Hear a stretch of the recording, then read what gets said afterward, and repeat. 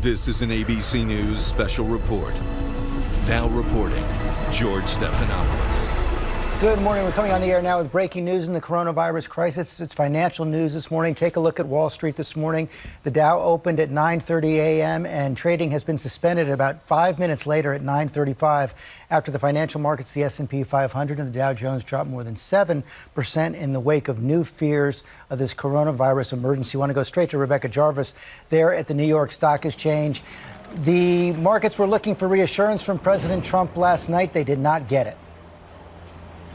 No, George, that's right. And this is now the second time this week we've seen this happen, where the stock market has fallen more than 7% in these first few moments of trading, and the circuit breakers have kicked in. These are like tripwires for the market. Once the market falls by a certain level, 7%, the markets are halted for 15 minutes. So literally right now, the markets are halted for the next 15 minutes while Wall Street gets back on its footing. The idea here being, George, to keep the markets from heading into free fall. And since last night's speech, what you have seen is a precipitous decline in the markets. In fact, we saw it in the futures markets last night immediately during the president's speech. So many here on Wall Street were hoping to hear for more. That's the thing I keep hearing from investors and analysts. They wanted to hear more and more certainty and clarity from the government, George. And Rebecca, in the wake of the president announcing this travel ban, we've seen the Europeans respond.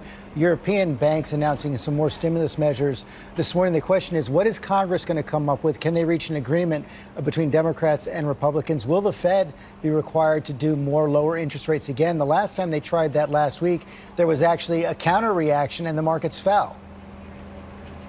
And George, it is very, very likely that the Fed will lower interest rates again. It is also very likely that we will continue to see stimulus coming out of other countries as well. Time is of the essence here, however, as people are staying home from work sick, knowing that they will not lose their paycheck, knowing that there will be some compensation for that. Staying home is a big part of it for the economy here in the United States, where consumers, our spending drives the economy here. But there are also so many other unknowns, additional factors. For example, Princess Cruise Lines this morning saying that they are suspending all of their ships, all of their boats from hitting the seas for the next 2 months.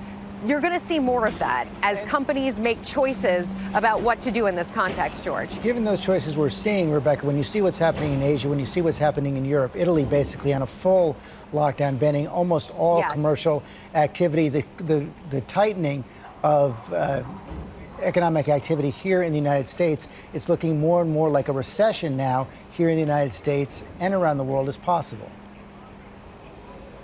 It is. And more economists have said that they anticipate there will be a recession. One thing that the banks have said in light of this crisis is that they believe it's very different from 2008. They had a meeting yesterday. The top CEOs from America's banks met with President Trump yesterday. And coming out of that meeting, they told the president that they were well capitalized, that they were in a much stronger situation than they were in the financial crisis. The key is going to be that banks continue to lend to businesses, for example, small businesses, which part of the president's address last night said that small businesses would be able to get loans. But small businesses, this is very important. If they see business plummet, they still need to make payments to their employees. And that really becomes a question about jobs if they're not in a position to pay those employees and they need to get those loans from banks. George? Okay, Rebecca, thanks. Let's check in with Cecilia Vega at the White House for where these stimulus negotiations stand right now. We saw the president last night call for aid to small businesses. He repeated his call for a payroll tax cut. We know Democrats are pushing, first and foremost, an extension of unemployment insurance and paid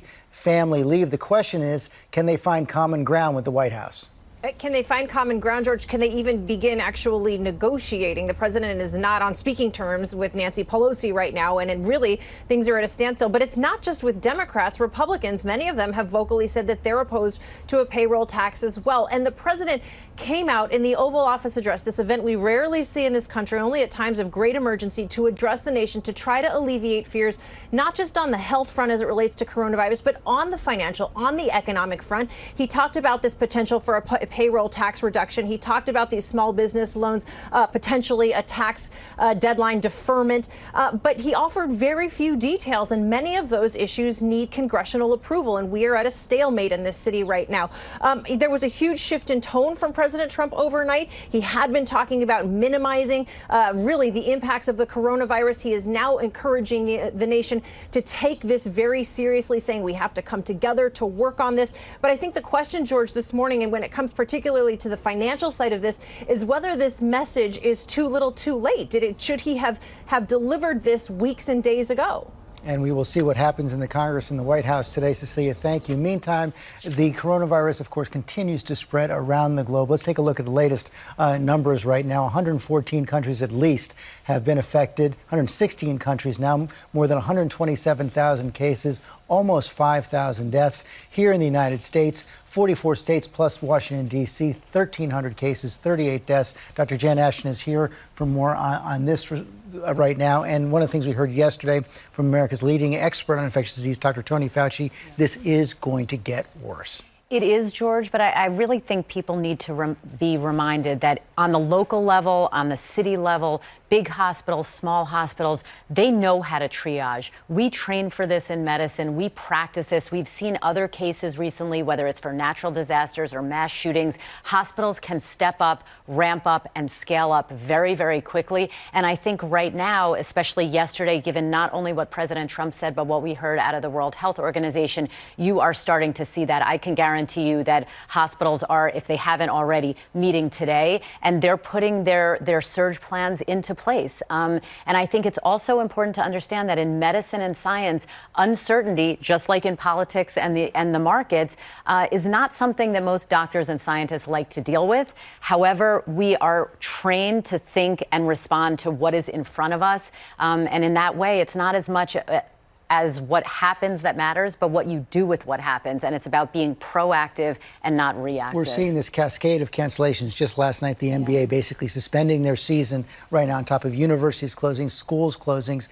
We're going to need to see more of that in order to prevent the spread. We are, and I think people need to start to get comfortable with the fact that it's not just about the steps that we as individuals can take for our own health. We know those things are important, and people absolutely should be proactive with taking those steps, but it's about what other steps, more aggressive steps, social distancing steps, can be taken to protect communities and the more vulnerable people and slow that curve. That is critically important because it buys us time to respond to it. Okay, we're going to return now to our regular programming, also continuing coverage of this on ABC News Live. Many of you are watching Good Morning America now, and we'll have full updates all morning long here on ABC. Have a good morning.